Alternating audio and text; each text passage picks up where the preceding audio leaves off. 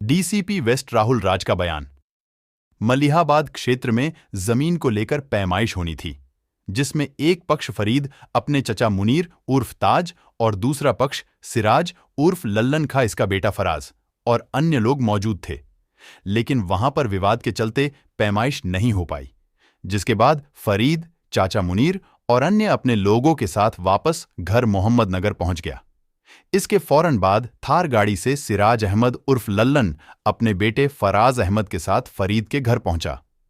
यहां पर विवाद के बाद सिराज उर्फ लल्लन खा और इसके बेटे फराज ने अपनी लाइसेंसी राइफल से पहले बेटे हंजला खा को गोली मारी। इसके बाद मुनीर और फरहीन को गोली मारकर हत्या कर दी। बाद में ये लोग फरार हो गए। इनकी थार गाड़ी और राइफल को सुनसान इलाके से पहले बरामद किया पुलिस ने। आरोपी उत्तराखंड के रास्ते नेपाल भागने की फिराक में थे। नेपाल बॉर्डर पर पुलिस लगाई गई, एयरपोर्ट पर पुलिस लगाई गई। ये दोनों आरोपी मुरादाबाद के लिए निकल गए। घटना में 5 टीम, जिसमें एसओ दुबग्गा अभिनव वर्मा सहित मलिहाबाद, काकोरी, सर्विलांस टीम व अन्य को लगाया गया। पुलिस दबाव के चलते ये लखनऊ में कोर्ट में सरेंडर की फिराक में थे। इन दोनों सिराज उर्फ लल्लन खा बेटे फराज को दुबग्गा तिराहे से गिरफ्तार किया गया है। इनके ड्राइवर अशरफी को भी गिरफ्तार किया गया है। मृतक फरहीन आरोपी सिराज उर्फ लल्लन की भतीजी थी। ये आपस में रिश्तेदार है। गैंगस्टर और एनएसए के तहत इनके खिलाफ कार्यवाही की जाएगी। इनकी अवैध संपत्तियों की जांच कर कुर्क की जाएगी। पाकिस्तानी और नेपाल कनेक्शन की इनके पुलिस जांच करेगी। ये लोग पाकिस्तानी पक्षियों को घर में रखे थे। सिराज के खिलाफ अलग अलग थानों में 18 मुकदमे दर्ज हैं। इनके लाइसेंस निरस्ती की कार्यवाही की जा रही है। पासपोर्ट कैंसिलेशन की कार्यवाही होगी। इसकी भी जांच होगी कि कैसे इनके असलाहों के लाइसेंस बने और पासपोर्ट कैसे बने। लेखपाल ने पुलिस को सूचना पैमाइश को लेकर नहीं दी थी। गिरफ्तारी हुई, क्या पूरा मामला बताइए। 2 तारीख को थाना मलिहाबाद में ग्राम मोहम्मद नगर में एक भूमि के सीमांकन और पैमाइश का विवाद था, जिसके संबंध में लेखपाल द्वारा सभी पक्षों को नोटिस दी गई थी और उस नोटिस पर सारे पक्ष वहां पर आए, जिसमें जो फरीद खान और उसका चचेरा भाई ताज और सलमान और सिराज खान, ये चारों लोग वहाँ पर आए। लेकिन पैमाइश को लेकर के विवाद हो गया, जिसमें पैमाइश नहीं हो पाई। सभी लोग वापस चले गए, लेखपाल भी वापस चले गए।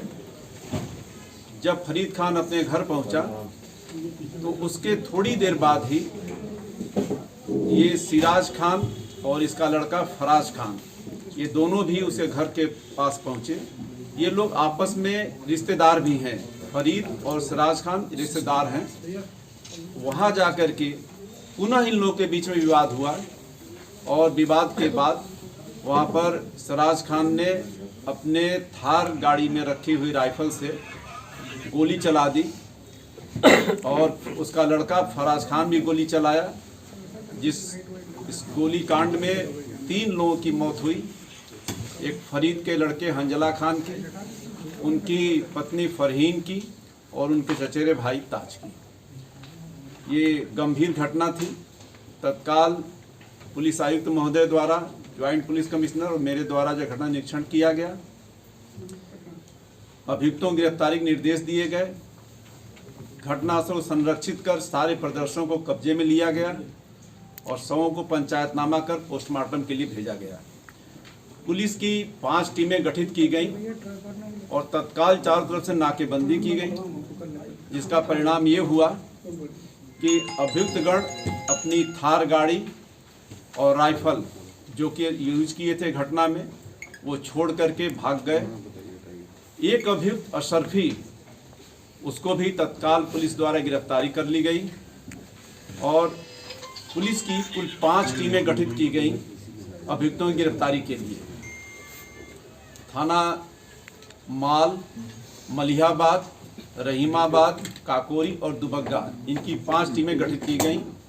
पश्चिमी जोन की क्राइम ब्रांच, सर्विलांस टीम और सेंट्रल जोन की भी क्राइम ब्रांच टीम लगाई गई ताकि अभियुक्तों को शीघ्र गिरफ्तार किया जा सके।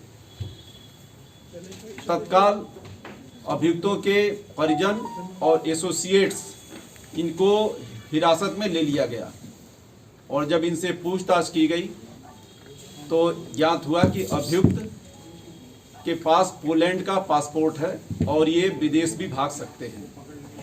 तत्काल एयरपोर्ट अथॉरिटी के माध्यम से चारों तरफ हर जगह हर एयरपोर्ट पर जो है मैसेज दे दिया गया, इनका आधार कार्ड दिया गया ताकि ये भाग न सके। लुकआउट नोटिस जारी की गई, नाकेबंदी कर दी गई।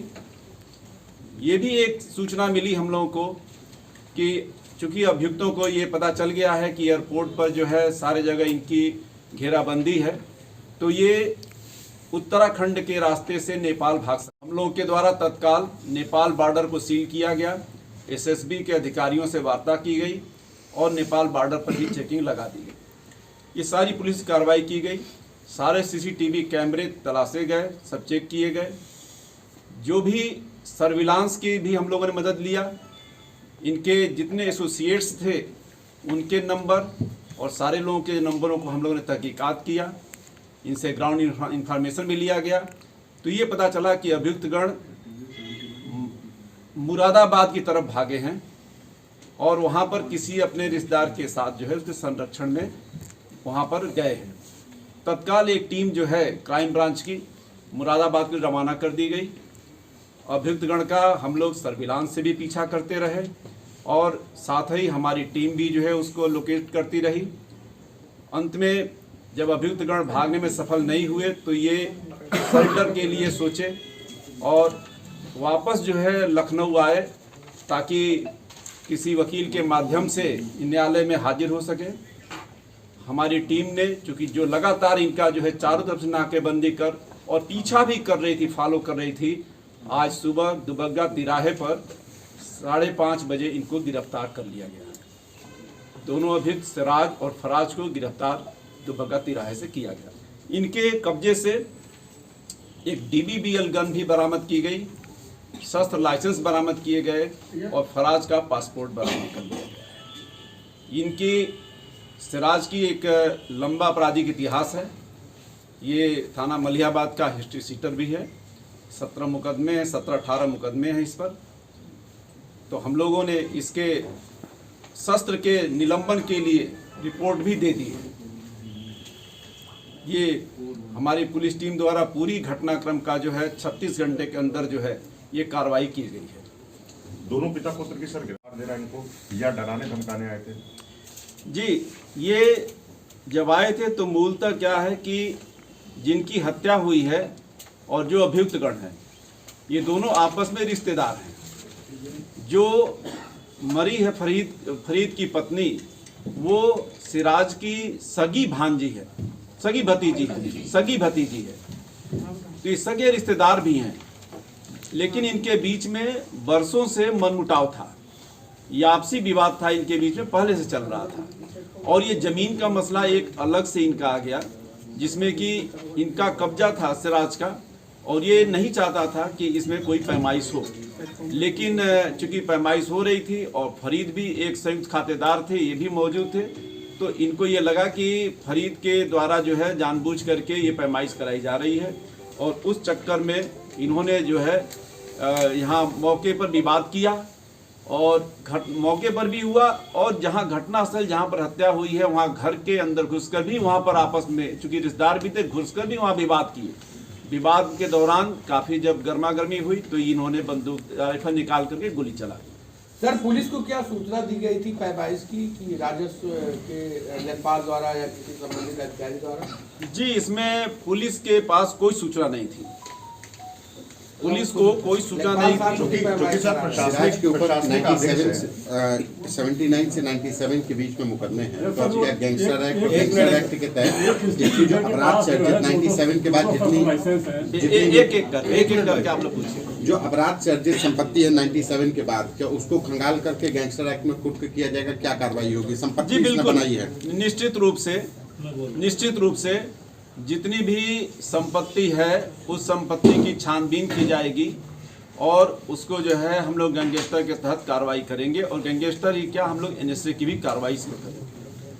पूर्व में जो अधिकारियों की अनुकंपा प्राप्त करके इन्होंने लाइसेंस तो तमाम चीजें हथियाई है उसको नहीं, वो चीजें मैंने बता दिया कि हम पूरी चीजों की जांच कर रहे हैं। अभी तो हम गिरफ्तारी किए हैं इनकी, अब इनके हम सारे जो है डिटेल्स की जो है छानबीन करेंगे।